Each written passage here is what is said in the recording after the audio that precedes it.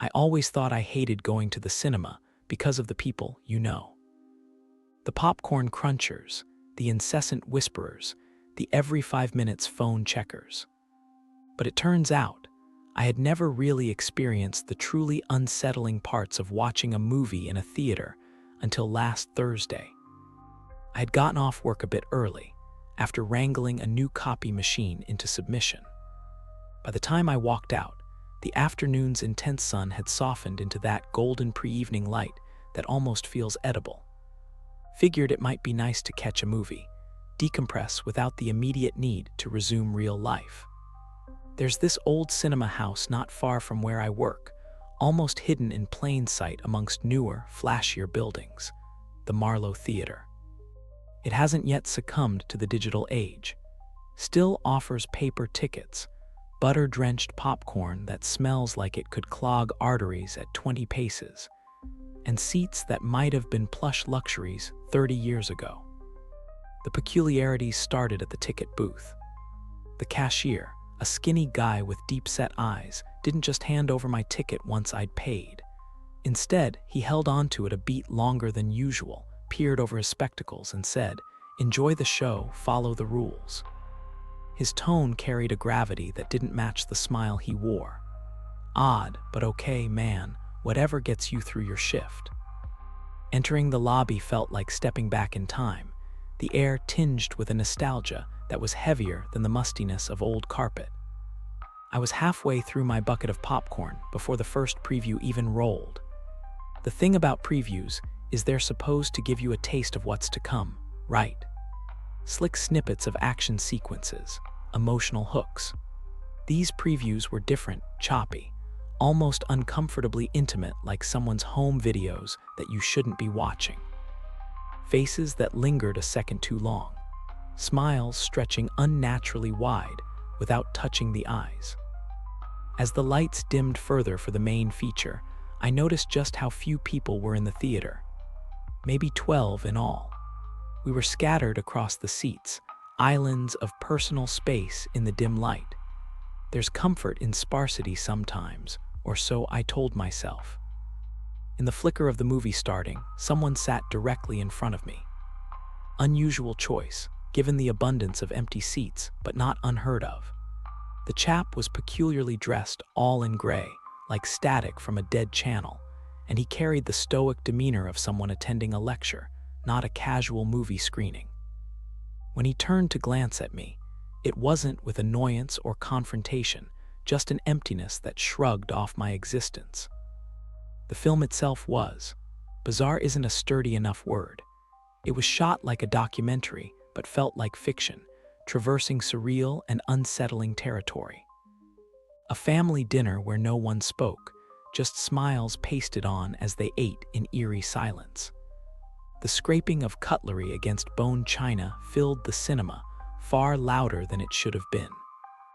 Next to me, I heard a soft humming. A woman, with pale irises too light to be natural, was humming in tune with a melody that wasn't playing. No, not where we could hear it anyway. I couldn't place where I'd heard that tune before. It was oddly nostalgic, yet I felt certain it wasn't from any movie I'd ever seen. At some point, drawn by a particularly intense scene where the family in the movie all turned their heads as if to stare out from the screen, I glanced around.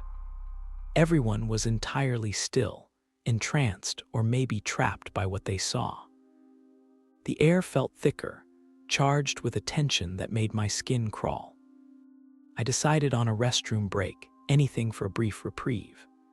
As I stood, that's when I fully noticed it, the faint scent not of popcorn, but of lavender, strong and completely out of place. It swirled around me, cloying, almost synthetic. At the door, a placard caught my eye, one I swear was there when I'd entered. The Marlowe prides itself on an immersive experience. Please remain silent and seated once the feature begins. In the restroom, the lavender was overpowering, mingling with a chill that made my breath visible. As I splashed water on my face, the lights flickered. Just once, a stutter in reality. And in the mirror, just for a heartbeat, I didn't see my own reflection staring back, but a visage distorted by fear or something darker. When the moment passed, all that remained was my own worried frown and the echo of a question I hadn't asked out loud. What the hell kind of place is this? I threw open the door to head back to the theater, resolve solidifying with each step. I needed to grab my stuff, walk out, and let the Marlowe keep its peculiarities. But as my hand touched the cool metal of the door back into the theater, from the dimness beyond, I heard the undeniable, unmistakable sound of all the seats snapping up in unison, as if an audience long gone had suddenly decided to stand. The raucous clamor of seats, echoing through the cavernous space, caused a chill to snake up my spine. I paused, fingers still clutching the handle, my breath caught in my throat. A moment of silence followed, dense and heavy, as though the building itself were holding its breath. Against my better judgment, I stepped forward into the theater, the darkness seeming to swallow me whole. My eyes struggled to adjust to the inky blackness, the only light spilling in weak strands from the door I left ajar behind me. What I saw next quickened my pulse, a slow, eerie movement up on the stage, as if a shadow were pulling itself upright, stretching, growing. I squinted, unsure, my mind grappling with the impossibility before me. It could be a trick of the light, I reasoned, a curtain billowing slightly with some stray current of air. Yes, that must be it. With each tentative step toward the stage, the air grew cooler, the kind of damp, musty chill that clings to hidden places. I could feel the weight of countless performances, of applause and gasps, heavy in the stale air. Reaching my seat, I fumbled beneath it for my backpack, my fingers brushing against the cold, forgotten programs of shows long past. As I straightened up, clutching my belongings, the scent of dust and decay filled my nostrils, mingling with something sweeter, something cloying that made my stomach turn. The thought of fleeing crossed my mind again, more urgent this time. But just as I turned to leave, a soft whisper danced across the room. "Stay." It was barely audible, like the sigh of the building itself, soaked with longing and sorrow. "Who's there?" My voice came out sharper than I intended, a stark intrusion in the otherwise soft soundscape. The whisper didn't respond, and for a heartbeat, I wondered if I had imagined it. Then, from somewhere up in the balcony, a soft, melancholy tune began to play, notes from a piano long out of tune. The melody was slow, almost hypnotic, full of minor chords that twisted in my gut. That music should not have been possible. The theater's old piano had been a termite feast for years, silent and forlorn in the corner of the lobby.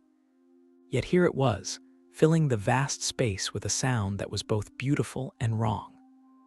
I tried to move, to escape the pull of the haunting melody, but my legs felt heavy, unresponsive. It was as if the old carpet beneath my feet had grown tendrils, anchoring me to the spot. Closing my eyes, I tried to steady my breathing, to think rationally, but the music wove through my defenses, pulling memories from the hidden corners of my mind, memories of my childhood here, of my mother taking me to see my first play in this very theater. My heart ached with the recollection, mingled with the chill fear that slithered through my bones. Suddenly, a crescendo in the music snapped me out of my reverie, and I opened my eyes. The stage before me was no longer empty. Figures stood there, ambiguous in form, shimmering slightly as if they were made of mist or smoke. They were motionless, silent, as though waiting for a cue. My mouth went dry. This was no trick of the light. Something was here, something not right, not real. Yet the sight held me spellbound, unable to flee. Each figure seemed achingly familiar, though I couldn't place where I might have seen them. They stood there like echoes of actors past, their features blurred and shifting subtly as if in flux. The music dwindled to a somber, lingering note, hovering in the air like a promise.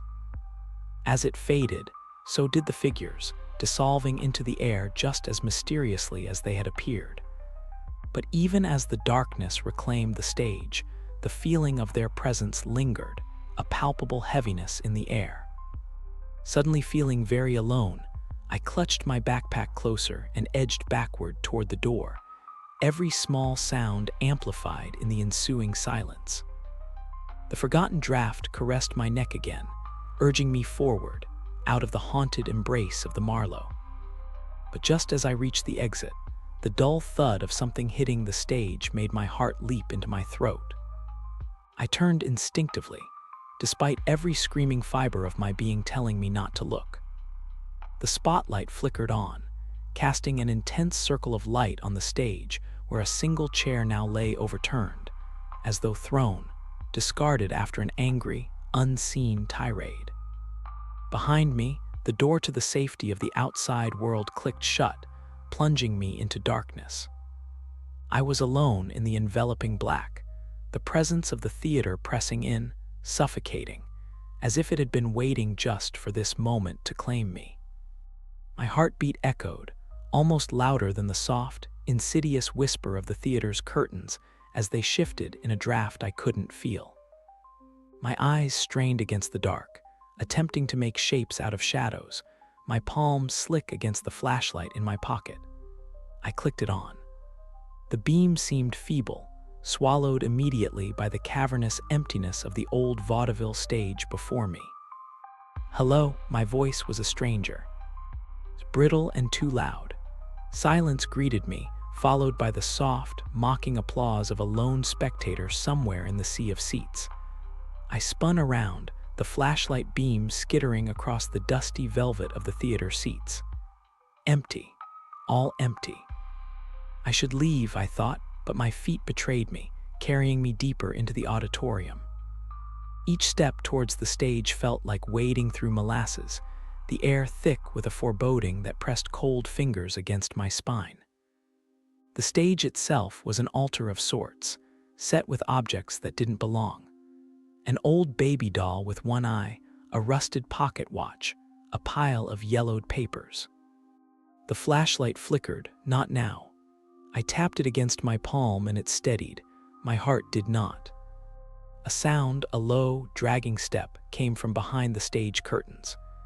Instinct screamed to run, hide, but morbid curiosity cemented my feet to the ground. Is someone there? Another step, closer this time. The air felt charged, heavy with dust and decay and something else, something foul.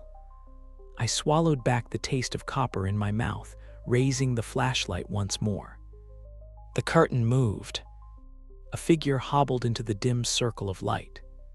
It was a man, or had been. His body was twisted, the legs bent unnaturally, arms hanging limp as if deboned. His head was cocked to a painful angle, eyes bright, too bright in that pallid face, locked onto mine. "Help me," the figure croaked, the voice a rasp of dry leaves. His mouth moved awkwardly, as if unaccustomed to speech, or to human interaction after lying dormant for too long. I stepped back, my heart thrashing against my ribs. I can't. I should get help." "Stay," he whispered, each syllable a plea laden with hunger. It wasn't right, none of this. Fingers trembling, I turned to flee, but found myself face to face with the stage's edge as if I'd turned the wrong way. I hadn't. The theater had shifted, subtly, quietly, rearranging itself. Every instinct screamed that this was wrong, that places didn't just change. Yet the gaslit wall sconces were nearer than before, the seats subtly encroaching closer to the stage, as if the theater itself was shrinking in on me. A hall of mirrors effect, bending reality. I forced my gaze back to the figure. "What are you?" In response, he just shuffled closer, dragging those twisted legs, a grotesque mimicry of movement. The flashlight's beam flickered again, this time dying completely with a final, pathetic click. Darkness enveloped us. I heard him moving closer, the scrape of bone on timber, the labored breath of decay. Without the light, my other senses sharpened, smell, hearing, and they screamed of rot and old blood. The soft, whispery touch against my cheek sent me reeling back, crashing into something solid, yet yielding, the theater seats. How were they right behind me now? Panicked, I scrambled over them, feet catching in the worn fabric, hands clawing for purchase. The dull light of my cell phone screen was a poor substitute, but it was all I had left. Fumbling, I turned it on, casting a weak, blue glow. He was closer now, inches from my face, his eyes radiating a sorrow so profound it was nearly palpable. "Stay," he whispered again, those unnaturally bright eyes pleading. A memory surged, the local lore, a tale of a performer who'd vanished in this theater decades ago, whispered as a ghost story meant to scare children. Was this him, trapped in a forever performance? In that horrifyingly quiet moment, my heart pounding in my ears, I understood. The theater didn't just house ghosts, it consumed them, fed on them. "Let me go," I pleaded, voice a strangled whisper. He merely echoed, mournful and relentless, "Stay."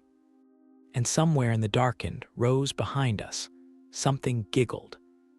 The laughter echoed off the stale air of the theater, a chilling, childlike giggle that seemed to crawl along my spine. Julia, wide-eyed and pale, grabbed my arm. "Did you hear that too?" she whispered, her voice trembling faintly. "I did," I responded, my mouth dry, eyes scanning the darkness beyond the flicker of the movie screen. We should have left then, should have trusted the queasy tugging in our guts that screamed something was wrong. But curiosity, that perilous guide, nudged us deeper into our seats, as though the mere act of watching the screen could ward off the creeping dread gathering around us. The movie's soundtrack swelled with an ominous crescendo, making it hard to determine if more giggles pierced the air, or if it was just the shrieking violins that played with our fears. Julia squeezed my arm harder. "Let's go, please," she pleaded, a quiver in her voice. "Just a moment," I said, my eyes still fixed on the shadows between the aisles. Something was moving there, something small and swift that flickered from seat to seat so quickly, it seemed nothing more than a trick of the light. I rubbed my eyes, certain my imagination had taken the helm of my senses. But then, right there in the dim light, spilled narrowly between two rows, I saw it clearly, a small, doll-like figure, its silhouette jagged and unnatural, hunched over but scuttling like a wounded animal. It paused, and in the stuttering blink of the projector, I caught the glint of its eyes, too bright and entirely too aware. I stood abruptly, my decision made, pulling Julia with me.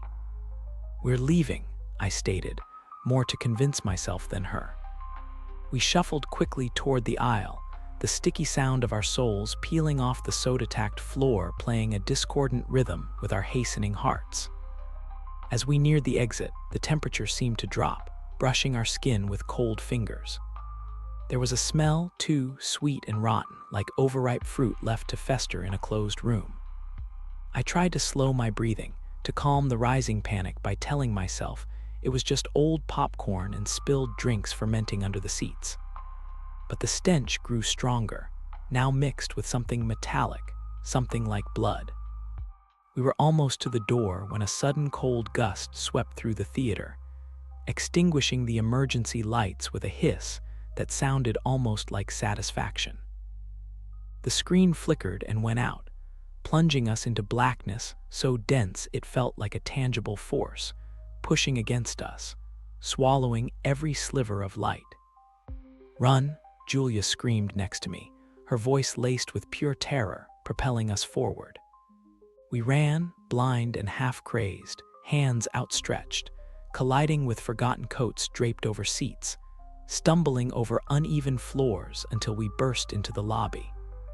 The normalcy of the lit space should have been a relief, but the giggle followed us, echoing eerily as if bouncing off the lobby's high ceilings and checkered floor tiles.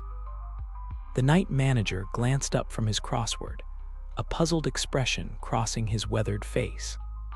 "Something wrong?" he asked, peering behind us as though expecting a flood of moviegoers. "There's something in the theater," I managed between heaving breaths, my finger pointing shakily towards the corridor we had just escaped. He frowned, setting his newspaper aside, and stood slowly, as if every bone in his body protested the movement. "You kids sure you aren't just rattled by the flick?" His skepticism was expected, but maddening. Before I could reply, a soft thud came from the theater entrance, then another, like small feet padding on the tile. We turned as one to see the doll-like figure appear from the dark hallway. It stood there, tilting its head, the same grotesque, joyless giggle dribbling from where its mouth should have been. The night manager gasped, stepping back, his face suddenly ashen, his earlier disbelief replaced by a dawning horror. "Oh no, not again," he murmured, his voice a mix of fear and resignation. "I thought we were done with this." Julia and I exchanged a confused, frightful glance. "What do you mean?" I demanded, but the manager was already moving, walking back to his desk with a resigned sort of courage. "It started a long time ago," the manager began, his hands trembling as he reached for the phone on his desk. "I suppose I'll have to call them again."